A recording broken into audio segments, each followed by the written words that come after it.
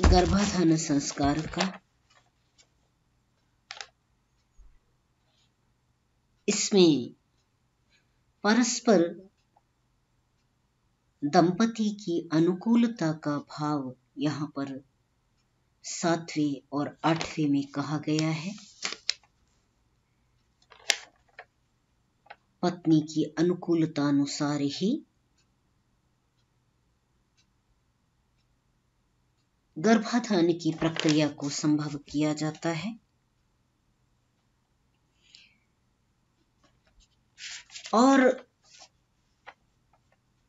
इसके आगे में ये जो प्रसंग है ना, जिसमें ये कहा गया है, ये आप देखें तो यहाँ पर एक बहुत बड़ी बात कह रहे हैं कि यशसा आदधामि। इसमें जो कहा गया पीछे श्लोक में कि हाँ, मैं अपने यश को तुम में रखता हूं।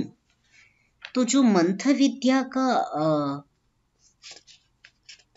परिणाम, मंत्र औषधि के सेवन का परिणाम जो कहा गया था कि मेरा अंग अंग तेजस्वी हो, उस अंग अंग की तेजस्विता को प्रजा की उत्पत्ति हेतु संतान में आधान कर रहा है, ये विशेष था। और यहीं पर जो वेद का मंत्र प्रयोग किया गया, जिसका प्रयोग गर्भाधान संस्कार में भी किया जाता है और जात कर्म में भी होता है। जात कर्म चौथा संस्कार होता है, उसमें भी होता है। अंगात अंगात संभव से हृदयात अधिजाय से, ना, तुम क्या मेरे अंग अंग से उत्पन्न हो रहे हो, हृदय से, मेरे हृदय से उत्पन्न हो रहे हो। तो ये जो अंग अंग से उत्पन्न होने की बात यहाँ पर कही जा रही है, वो निश्चय से वेद का यह जो मंत्र है वो उसकी तेजस्विता, वर्चस्विता, पिता का माता का पुत्र स्वीकार करता है, इसकी ओर यहाँ पर इशारा किया जा रहा है।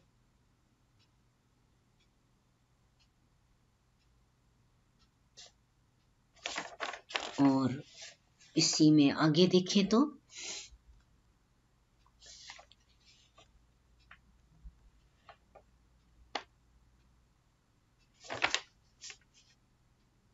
अच्छा, एक विशेष बात और यहाँ भी हम देख रहे हैं। आगे देखें 11वें में, ये 9वें में हमने देखा, इसमें मंत्र है सत्वम अंग कषायोसी दिग्ध विद्धामिव मादयेम अमूम मयीम इति मयीति, ऐसा कह करके इसके बाद 10वें में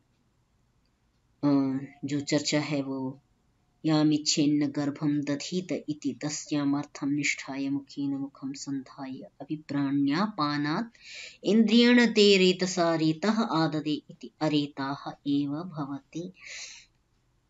अनिच्छा में व्यवहार न करे ये कहा। और 11वें में संतानोत्पत्ति के लिए गर्भाधान संस्कार की बात की। और इसके पश्चात एक विशेष विद्या की बात की है कि यदि कोई तेजस्वी ब्रह्मवेत्ता विद्वान है, उसकी पत्नी यदि बहुत सुंदर है, सुशील है, दिव्य है, भव्य है, उसके लिए कोई कुदृष्टि न करे।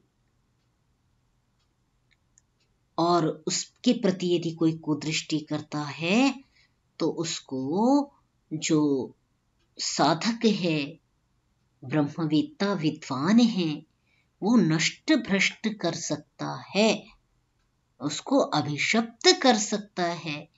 इसके संदर्भ में ये 12वीं कंडिका में विस्तार से चर्चा की गई है ना? आपने देखा होगा, नहीं देखा तो इसको देख लीजिए।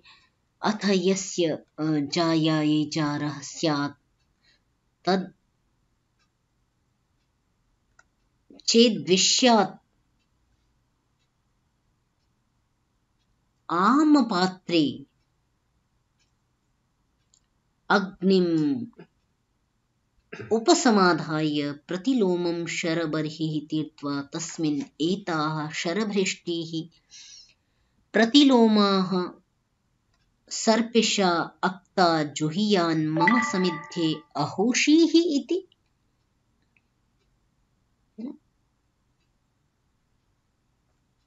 इस प्रकार यदि कोई ब्रह्मवेत्ता विद्वान के प्रति उसकी जो जिसको स्वीकार किया है, जिसका वर्ण किया है विद्वान ने, उस स्त्री के प्रति यदि कोई कुदृष्टि करे तो उसके लिए यहाँ पर अभिशाप की, अभिशप्त करने की, उसको नष्ट भ्रष्ट करने की पूर्ण यहाँ पर ये विधि बताई गई है कि वो किस प्रकार उस विधि को परिपालन करे, है ना।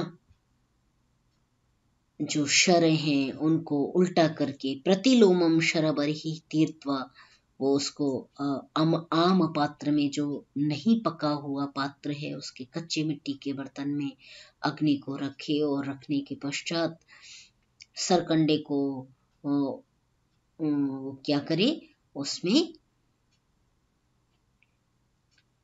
आधी जली हुई जो है तिलियों को शरभृष्टि ही प्रतिलोमाह उल्टी ओर से फेंकता रहे, घी में उनको युक्त करके उनको यज्ञ की अग्नि में फेंके और उसको कहे कि इस प्रकार का जो तूने कृत्य किया या तू करता है या उस पर कुदृष्टि रखता है तो तू नष्ट भ्रष्ट हो जा।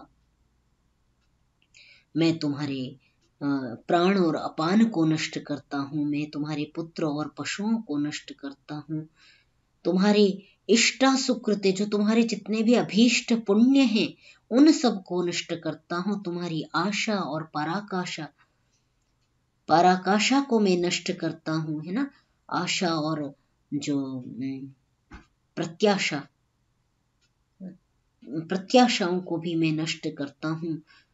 निरिंद्रिय, तुम निस्तेज हो जाओगे, सुकृत के फल से रहित हो जाओगे, इस प्रकार का उसको अभिशाप देता है। और जिसको इस प्रकार का श्राप प्राप्त होता है वो इस लोक से प्रकर्ष रूप से चला जाता है, अर्थात वो जीवन धारण करने में समर्थ नहीं होता है। यम एवं विद ब्राह्मण शपति, स्पष्ट प्रयोग किया, शप आक्रोशे शपति, जो इस प्रकार विद्वान ब्राह्मण इस प्रकार शपति शप आक्रोश करता है, शाप देता है। तस्मात् एवं विद श्रोत्रियस्य दारेण न उपहासम इच्छित, इस प्रकार जो विद्वान ब्राह्मण है उसकी पत्नी के, श्रोत्रिय जो इस प्रकार का ब्राह्मण है, वेद के मर्मज्ञ को जानने वाला है, उसकी पत्नी के साथ उपहास न करे या उसके साथ उसके प्रति कुदृष्टि न रखे।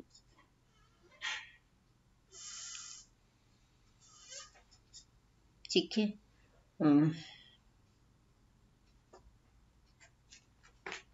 अच्छा, यहाँ पर इसके जस्ट बाद में ये श्लोक नंबर 13 को देखें, वचन 13 को, तो ये आयुर्वेद से संबद्ध श्लोक यहाँ पर उसकी चर्चा की गई है कि अथ यस्य जाया मार्तवं विन्देत, तो त्र्यहं कंसेन पिबेत अहतवासा नैनां वृषलो न वृषली उपहन्यात् त्रिरात्रान्ते आप्लुत्य व्रीहीन अवघातयेत। यहाँ पर विशेष, चूंकि ये विशेष अवस्था होती है, रजस्वला की अवस्था जो है वो शरीर में उस समय परिवर्तन की अवस्था होती है, विचारों में भी परिवर्तन होता है, उथल पुथल होती है, और शारीरिक जो स्थिति होती है उस समय बड़ी अ, अ, अ, क्या कहें, बहुत उस समय पवित्र शुद्ध रहने की स्थिति होती है, और जो भी घर घर के कार्य हैं उनसे विरत रह कर के एकाकी निवास करे, ऐसा आयुर्वेद में कथन आता है। यहाँ पर जो बात कही जा रही है कि जब स्त्री रजस्वला होवे तो वो कांसे के पात्र में जल ना पिए, तो संभवतः इसका अग्नि तत्व से अग्नि तत्व का मिलन न होवे, इस कारण से, चूंकि शरीर में उष्णता प्रधान होती है, इसीलिए अग्नि इत्यादि के सेवन का भी निषेध होता है। इसीलिए यहाँ पर कंस का जो माने जो कांसे का बर्तन है उसमें जल पीने का निषेध किया गया है। अर्थात उस समय कांसा है, तांबा है, ये जो गरम मान रहे कांसा धातु को, उसमें जल नहीं पिया जाए, ये आयुर्वेद की दृष्टि से निषेध किया जा रहा है। और हाँ, वस्त्र इत्यादि प्रक्षालन न करे, यहाँ पर इस प्रकार का कथन किया गया है कि 3 दिन तक वस्त्र प्रक्षालन न करे, जबकि आयुर्वेद में हम देखते हैं तो इसमें विशेष वहां पर स्पष्ट निर्देश इसमें प्राप्त होता है कि 3 दिनों तक वह स्नान न करे। इससे आयु, हम एक वैद्य जी हुआ करते थे, बड़े वो इस बात में कहते थे कि तुम बच्चियां नहीं इस बात से विदित होती हैं, उनको नहीं पता होता, और वे घंटों घंटों कपड़े धो रहे हैं या स्नान कर रहे हैं, तो उससे क्या है, जो बैक है, कमर है, वो कमजोर हो जाती है। कमर दर्द का एक मुख्य कारण यही होता है कि जो रजस्वला है, जिस समय कन्या, उस समय उसको स्नान और वस्त्र आदि के प्रक्षालन में, माने पैर इत्यादि नहीं भिंगाना चाहिए, ठंडा गर्म होता है और उसका सीधा प्रभाव, साक्षात प्रभाव कमर पर पड़ता है और आयु दोष को भी प्राप्त करता है। तो ये यहाँ पर जो ये बात कही जा रही है वो कहीं ना कहीं आयुर्वेद का इसके साथ विशेष चिंतन रखते हुए ही इस पर विशेष यहाँ पर ध्यान आकर्षण किया जा रहा है। चूंकि मैंने कहा मानसिक और शारीरिक दोनों ही परिवर्तन है इस अवस्था में, तो इसलिए कुछ चिड़चिड़ा सा स्वभाव होता है, तो कहा कि इस समय वृषली इत्यादि कोई भी उसको स्पर्श न करे, उसको न और न उसको छुए, न उसको भाषा इत्यादि के वाग व्यवहार इत्यादि के द्वारा भी उसको कष्ट न पहुंचाए। तो इस समय उसका विशेष ध्यान रखा जाता है, तो उसके लिए ही ये बात यहाँ पर इस प्रकार कही गई है, बड़े स्पष्टता के साथ कही जा रही है कि उस समय किस प्रकार ध्यान रखे, और 3 रात्रि के पश्चात स्नान करके आप्लुत्य व्रीहीन अवघात वो पूजा करे, है ना, धानों को कूट करके, धो करके उसको, उससे जो चरु बनाया जाता है ना, पुरोडाश चरु जो बनावे, वो चरु उसको तैयार करे, यानी स्नान आदि करने के पश्चात शुद्ध होकर के फिर वो चरु का निर्माण कर सकती है। अब कह रहे हैं वो जो चरु बनावेगी तो उसके पश्चात चरु इत्यादि का भक्षण करे। हाँ, अभी इसमें जो विशेष बात कही जा रही है, जो मैंने परसों भी कल भी इंगित की थी कि आजकल इस बात पर हम ध्यान नहीं देते हैं, विशेष ध्यान नहीं दिया जाता है। कन्या की जो ये विशेष स्थिति होती है तो उसका ध्यान जो विवाह इत्यादि है उसके मुहूर्त में भी रखना बहुत आवश्यक होता है। और यहाँ पर सामान्य गर्भाधान संस्कार के संदर्भ में इस बात को कहा जा रहा है, विशेष रूप से इंगित किया जा रहा है कि गर्भधारण से पहले वह किस प्रकार की स्थिति से तैयार होवे, क्या क्या दोष न करे, कैसी त्रुटियां न करे, और क्या क्या करके अनंतर वह तैयार होवे। तो कह रहे कि स य इच्छित पुत्रों में शुक्लो जायेत, यदि वो चाहे, दंपति यदि चाहे कि उनका पुत्र श्वेत वर्ण हो, बहुत सुंदर हो, वेदम अनुब्रवीत, वेद को कहने वाला हो, और सर्वम आयु ही, या पूर्ण आयु में जीवित रहने वाला होवे, तो क्षीर उदनम वो पाचयित्वा, वो स्त्री क्या करे, क्षीर दूध मिश्रित चावल की को बना करके, पका करके, और उसमें बहुत सारा घी, सर्पिष्मंतम घी डाल करके, पर्याप्त घी की मात्रा डाल करके, अश्नीयाताम ईश्वरो जनयितवै इति, और वो जो ईश्वर है वो नहीं समर्थ होवे, दोनों ही उसको खाने में समर्थ होवे और संतान उत्पत्ति करने में समर्थ होवे, इसलिए ही द्विवचन का प्रयोग है, अश्निया ईश्वरो जनयितवै।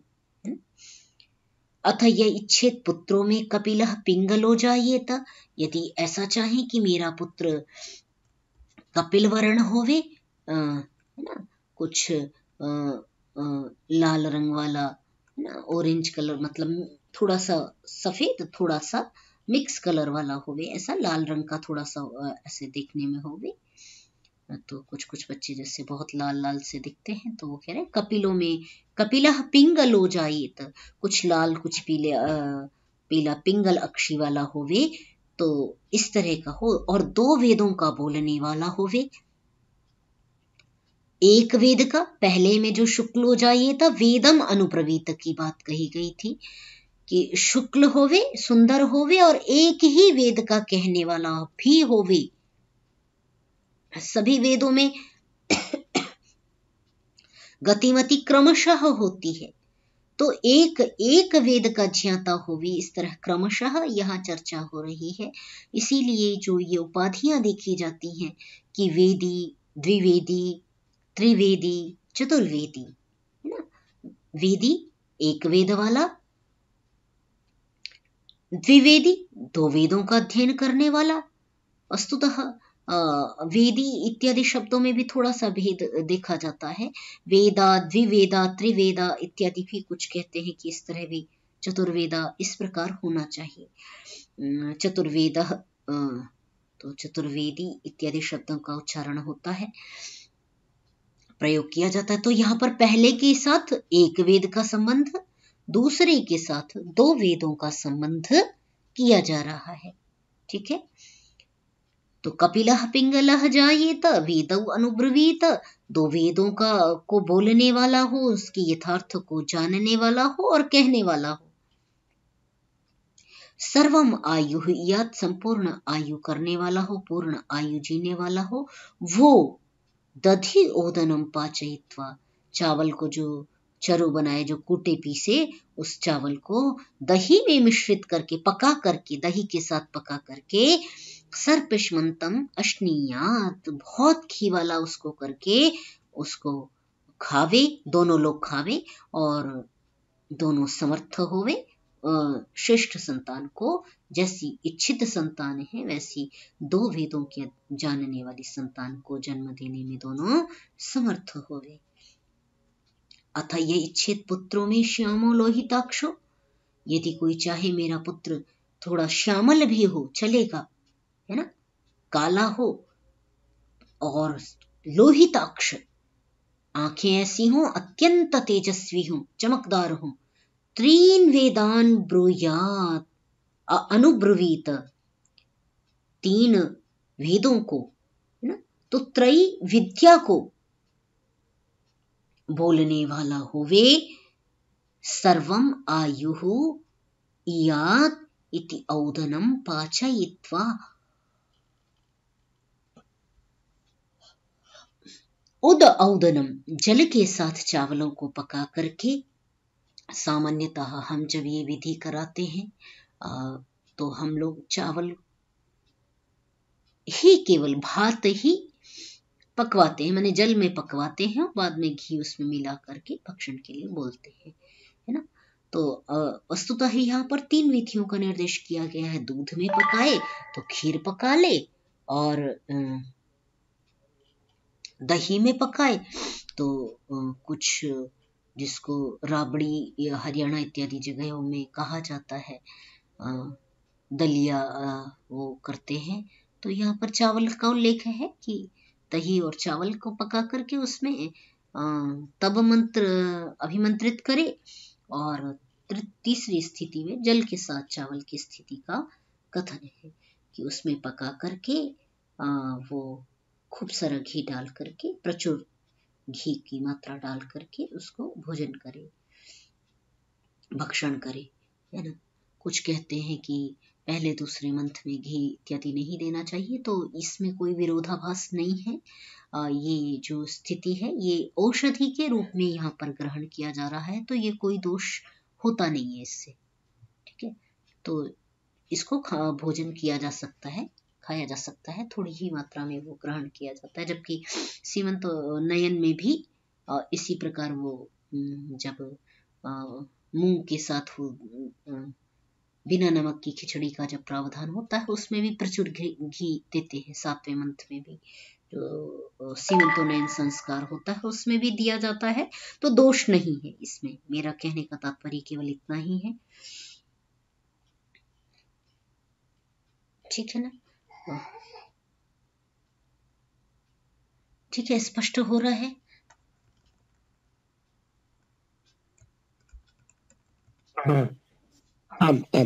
जी। अथ यच्छेद दुहिता में पंडिता जायेत, मेरी पुत्री अत्यंत पंडिता होवे, सर्वम आयु ईयातिथि तिलोदनम पाचयित्वा सर्पिष्वंतम अश्नीयाताम ईश्वरौ जनीत वै। मेरी पुत्री पंडिता होवे, या पुत्र और पुत्री का यहाँ पर भेद सामान्यतः नहीं देखा जाता। तो पुत्र में भी पुत्री का परिगणन किया जा सकता है, वो दोष नहीं है, ठीक है। पुम नरकात् त्रायतेति पुत्रः, ऐसा निरुक्त में व्युत्पत्ति की जाती है। जो कोई भी तारणहार है, पिता को या वंश को आगे बढ़ाने वाला है, वो पुत्र हो अथवा पुत्री है, दोनों का ग्रहण किया जा सकता है। तो यहाँ पर उन दोनों का भी हम ग्रहण कर सकते हैं, पुत्र से भी। परंतु यहाँ पर जो पुत्री का अलग से कथन है तो इस प्रकार देख सकते हैं, परंतु आगे जो ये प्रकरण आ रहा है थोड़ा सा उसमें विसंगति है, एनोमलीज देखी जाती है। तो उसको प्रक्षेप के रूप में या शब्द भिन्न, जो मैंने प्रारंभ जब इस शास्त्र का किया था तो भूमिका में भी इसकी चर्चा इस स्थल की हमने वहां पर की थी। तो भूमिका, यदि आपके पास यही वाला संस्करण है सत्यव्रत सिद्धांत अलंकार का, तो भूमिका में इसका एक बार देख लेंगे, वहां पर इसका उल्लेख आया हुआ है। मास करके जो यहाँ पर शब्द है उसका उल्लेख मैंने तब प्रारंभ में किया था, आप एक बार दोबारा पढ़ लेंगे तो वहां स्पष्टता हो जाएगी। और आपके संस्करण में यदि कोई टिप्पणी दी है विशेष तो उसको भी देख सकते हैं।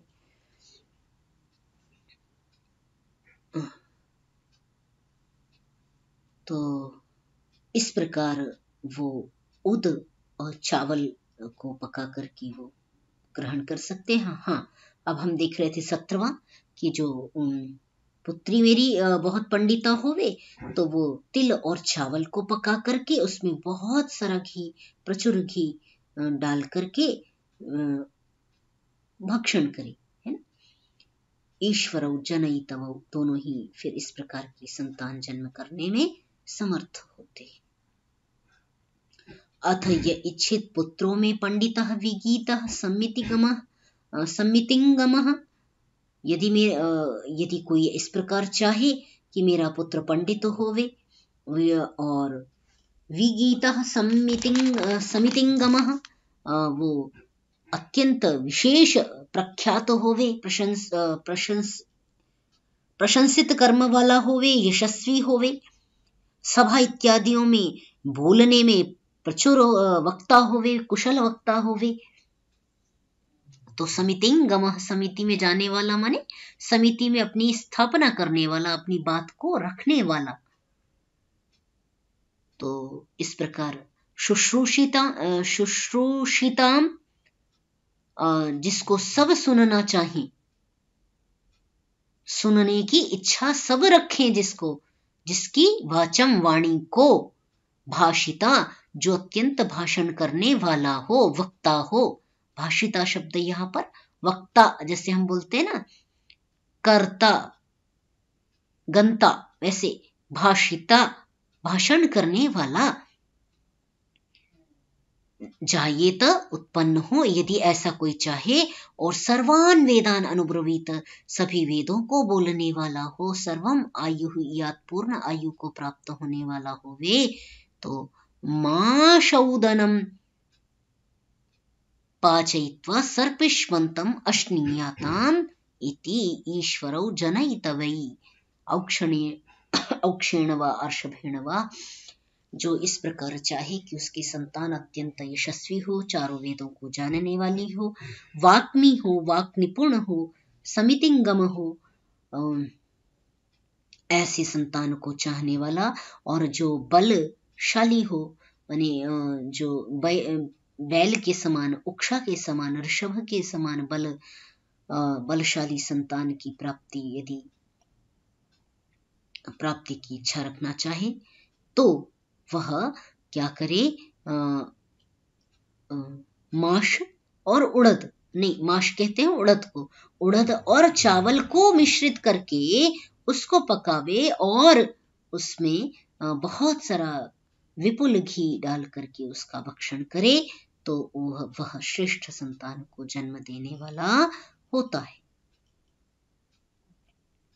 अब यहाँ पर जो शब्द है मांसौदनम, इस प्रकार का, इसकी चर्चा मैं अभी कर रही थी कि मांस ऐसा, ये जो है ये प्रिंटिंग मिस्टेक किसी समय से चला आ रहा है, जहां पर मांस इस प्रकार का शब्द है। तो यदि किसी की व्याख्या में यहाँ पर मांस शब्द का उल्लेख देखा जाता है, तो वह प्रक्षेप मान सकते हैं, अथवा प्रिंटिंग मिस्टेक देखी जा सकती है, क्योंकि यह तो शास्त्रीय, जो जहां पर पूरा शास्त्र में सात्विक ब्रह्मज्ञान की चर्चा की जा रही है, उसमें तामसिक आहार का कहीं भी प्रकल्पना, तामसिक आहार की स्वीकृति कहीं भी और किसी भी प्रकार से संभव नहीं है।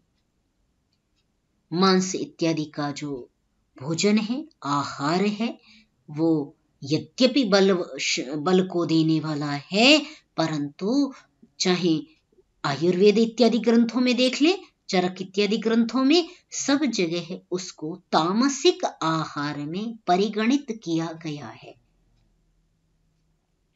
राजसिक आहार में भी जो मांस इत्यादि का भक्षण है, वो नहीं स्वीकार किया जाता है।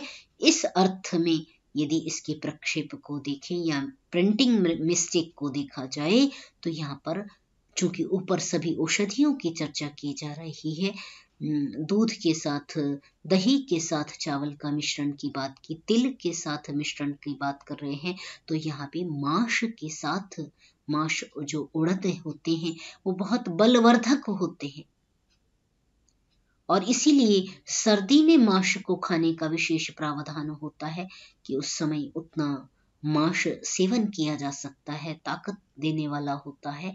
अतः तो यहाँ पर माश का उल्लेख था, मांस का उल्लेख नहीं था, जो प्रिंटिंग मिस्टेक का दोष इसे कह सकते हैं, अथवा प्रक्षिप्त भी व्याख्याकारों ने इसे कहा है कि ये प्रक्षेप है।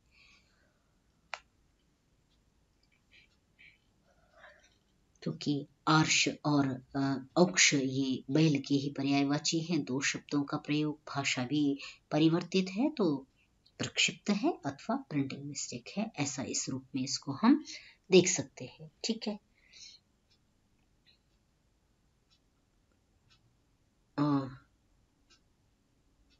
ठीक है, आगे देख लें 19 नंबर में।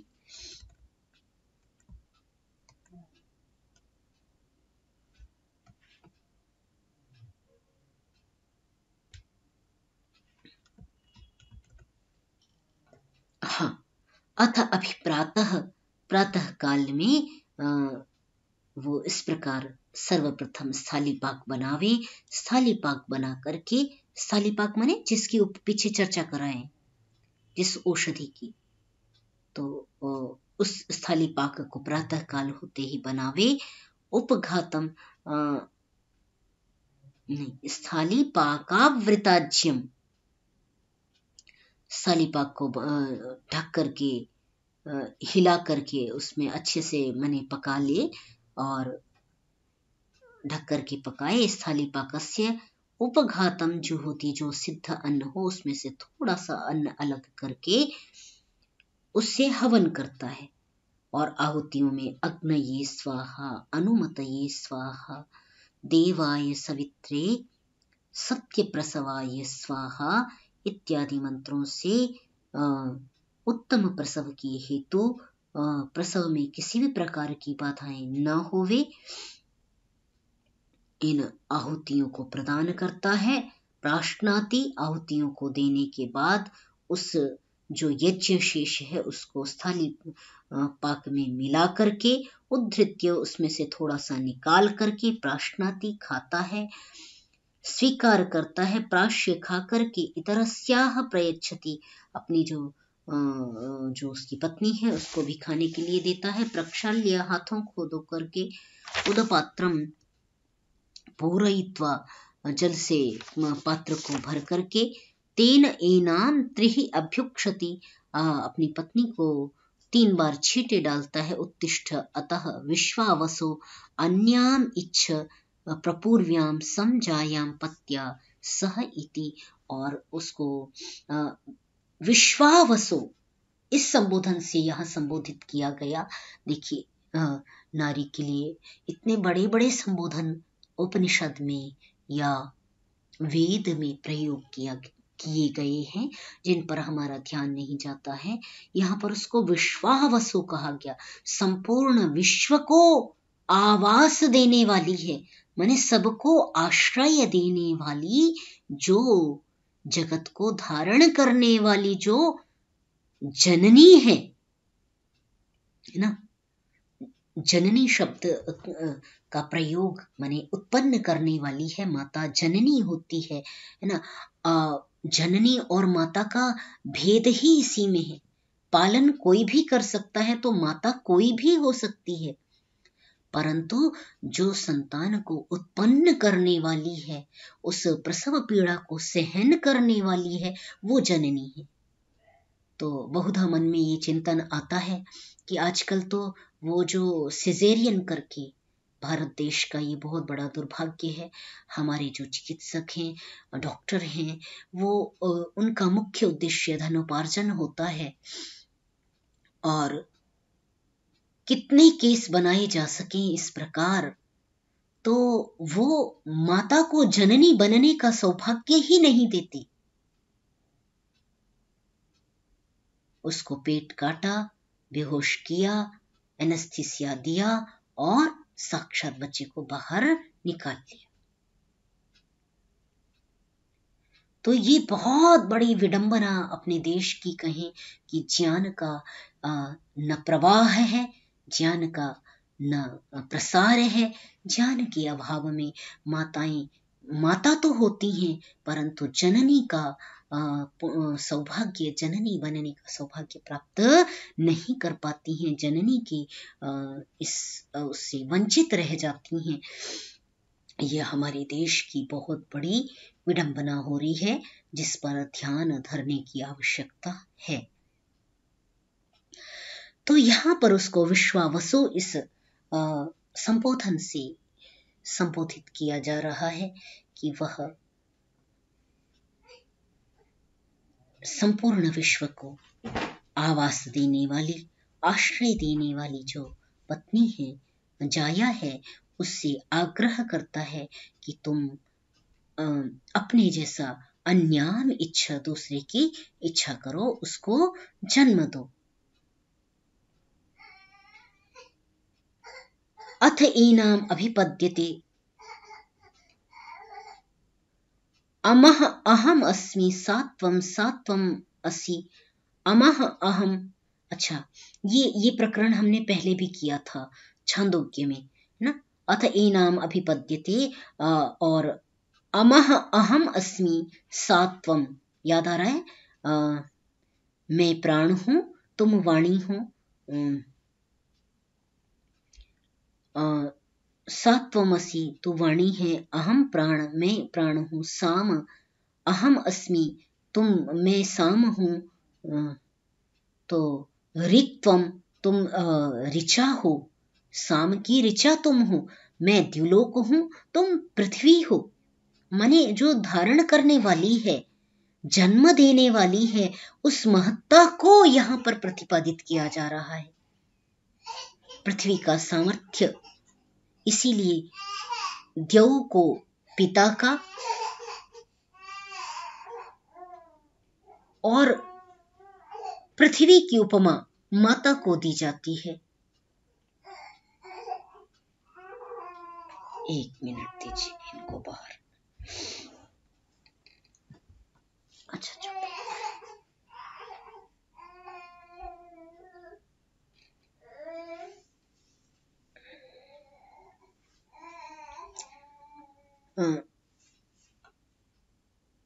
ठीक है।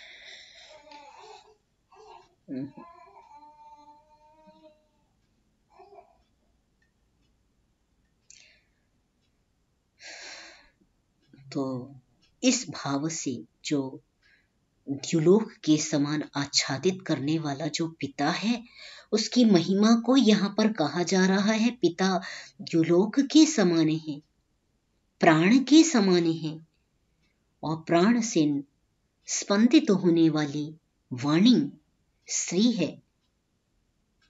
द्यौ से आच्छादित होने वाली पृथ्वी स्त्री है, जाया है। दोनों की पवित्रता का भाव, दोनों की उत्तरदायित्व का भाव यहाँ पर कहा जा रहा है कि कितना बड़ा पद दोनों ने धारण किया हुआ है। और वे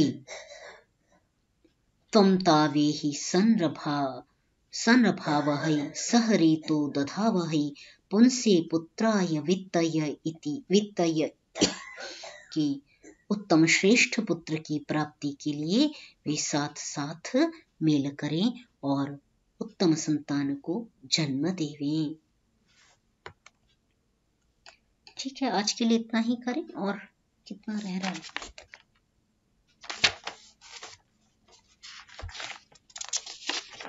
दो पेज और 3।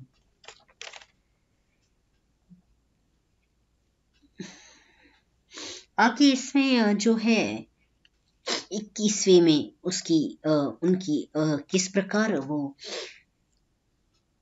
पुत्र उत्पत्ति के लिए किस प्रकार वे प्रजा को धारण किस प्रकार करना है, उस विधि को बताया गया है। और आगे जो 22वें में देखते हैं तो हिरण्मयी अरणि याभ्याम निर्वंतता अश्विनौ। अच्छा, तम ते गर्भम हवामहि दशमे मासी सूतवे यथाग्निर्गर्भा पृथ्वी यथा द्यौरिन्द्रेण गर्भिणी वायुर्दिशाम यथा गर्भम एवं गर्भम दधामि ते। ये 10वें मासी सूतवे की ये चर्चा जो है हमारे शास्त्रों में, आयुर्वेद में भी संस्कारों के जहाँ मंत्रों का उच्चारण किया जाता है गर्भाधान इत्यादि में, जातकर्म में, वहां भी ये संतान के उत्तम स्वास्थ्य के साथ, माने पूर्ण आयु को भोगने वाली संतानें वही होती हैं। सबसे उत्तम जो गर्भ माना जाता है जिसकी उत्पत्ति 10वें मास में होती है। कई बार ये छठे, 7वें, 5वें से लेकर के बल्कि 5वें, 6ठे, 7वें, 8वें मास तक में भी संतान की उत्पत्ति देखी जाती है। और बहुधा जो सबसे अधिक का जो रेशियो देखा जाता है वो 9वें मास में हो जाता है ना। और आजकल जो मैंने पहले चर्चा की कि सिजेरियन कर देते हैं तो वो तो आपको पहले ही डेट दे देते हैं, इस तिथि में आप आ जाइए और पेट कटवा लीजिए, बात खत्म। तो वो गर्भ परिपक्व नहीं हो पाता। परिपक्व नहीं होता तो उसका जो सबसे बड़ा जो कुप्रभाव है वो बच्चे की आयु पे होता है। आयु उतनी ही अधिक या कम होगी जितना गर्भ परिपक्व होगा।